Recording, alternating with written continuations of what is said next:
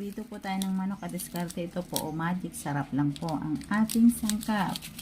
Bubudbud lang po natin ng ganyan. Yan. Yan. Tapos, ikakalat natin. Haplos-haplos din na. Tapos, yan. Ngayon lang po natin yan sa ganyan. Masyadong madami kasi medyo maalat din. Budbud lang natin ng ganyan. Saka natin iprito. Ayan. Yan po, nalagyan ko na po lahat yan ng magic sarap. Oh. Yan, iprito na po natin. Mga kadiskarte. Yan po. Oh. Masarap po yan. Try nyo po. Huwag nyo na pong lagyan ng asin na kadiskarte ha. Kasi aalat po yan. Kompleto na po kasi ito. Ito lang po nilagay ko. Oh, 5 piso lang sa tindahan. Ayan. Okay, magprito na po tayo. Itin lang po natin ng mantika mga kadiskarte. Hindi naman masyadong madami dapat ang mantika. Hindi naman yung ilulubog natin sa mantika. Yung sakto lang po.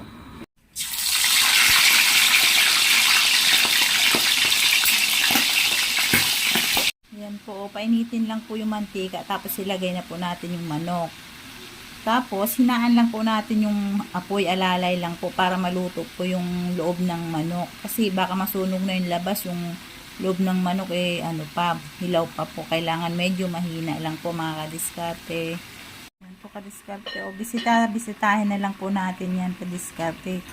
Habang hinihintay mo nating maluto, yan pwede po tayong magsaing na o kaya maghugas na po ng ating kalat sa lababo. Ayan po.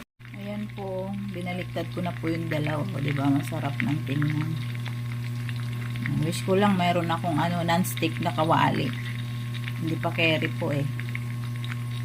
Para hindi po dumidikit. Yan na po kadiskarte. Tingnan nyo po, ang sarap po. Tingnan nyo, ay, luto na po. Kain na po tayo. Diba? Oh, sarap. Sagad to the bones. Lutong-luto po. Ang sarap.